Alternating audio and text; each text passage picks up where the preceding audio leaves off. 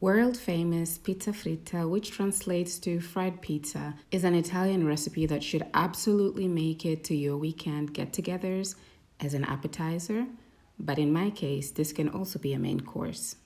There are various ways of making it. Some people fry the pizza dough, then top it with a simple tomato sauce, fresh basil leaves, and some fresh mozzarella, and a sprinkle of parmigiano, while others like me prefer to fill it instead.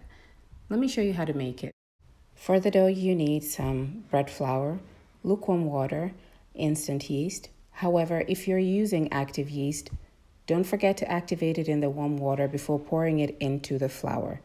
And lastly is the salt. Sprinkle the yeast over the flour, make a well in the middle.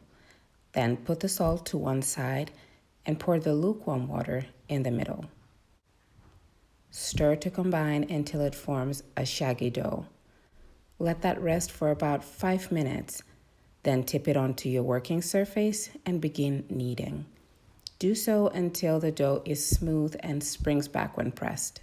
This isn't a sticky dough, so I wouldn't say you need a stand mixer for it, so give it a go and have some fun kneading by hand. I have often found that it's quite the stress reliever. It depends how quick you are and how much muscle you put into it. It might take 5, it might take 10 minutes to knead. But once your dough is ready, lightly oil a clean bowl with olive oil and let your dough proof, covered with cling film, in the bowl until it doubles in size, preferably in a warm, drought-free space in your kitchen. This will take approximately 1.5 hours depending on how warm your environment is.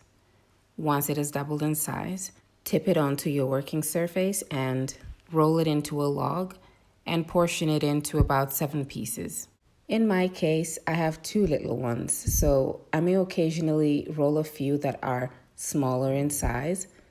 Then the rest will be slightly larger for an adult serving. Just do what works for you. After portioning, I fold each portioned dough into a ball by folding it into itself. You could, of course, also roll it if it's easier for you. Start preheating your oil. Thereafter, I roll out the dough ball on a lightly floured surface. I start by pressing the dough while shaping it into a disc, as I'm doing now. Then I roll it. Don't roll out your dough too thin. This is the area that will hold the weight of the filling, so make sure that it is not overly thin. When adding your filling, make sure that there is a bit of space between where you put the filling and the edge of the dough. The reason being that you need a bit of space for you to be able to press on and seal in your filling. For the filling, I start with the fresh basil leaves, which should be placed on 1/2 of the rolled out dough. Then top that with a tomato sauce. The sauce is the first thing I make. If you'd like to check out the video, it's linked above. So I add about 1.5 tablespoons, then add some fresh mozzarella finished with grated parmigiano reggiano or parmesan if that's what you have on hand. Once your filling is added, fold the empty side of the dough over the filling, ensuring that both edges are aligned.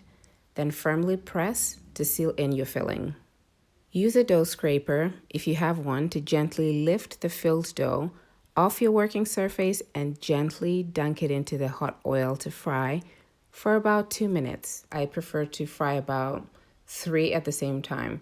So you could make a few, place them on a lightly floured surface, and then fry them in batches. A little trick I use to check if the hot oil is ready is to put in a chopstick, and if it sizzles, then I know it's good to go.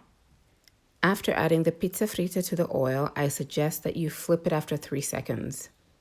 And once that side is beautifully browned, flip it over again to cook the other side and you're done. Lay the pizza fritta on a kitchen paper towel to drain excess oil. If you can wait, which is something I struggle with, let that cool for 2 to 3 minutes, then dig in. I'm not just saying this because I want you to try the recipe, but the pizza fritta is good when, well, no, not good. It tastes delicious when it's hot or when it's cold. And in the event that it's cold and you want to heat it up and get that cheese all, melty and stretchy, then you could heat it up in the microwave for a few minutes until it's hot enough for you, and then just rip into it. I thank you for being here. I hope you try this out and subscribe and drop by from time to time to see what's cooking. If you're in the mood for more fried foods, check out this parmigiano di melanzane recipe, linked above, made with fried eggplants layered with fresh mozzarella, basil, tomato sauce, and parmigiano cheese. Have an amazing day wherever you are. Bye.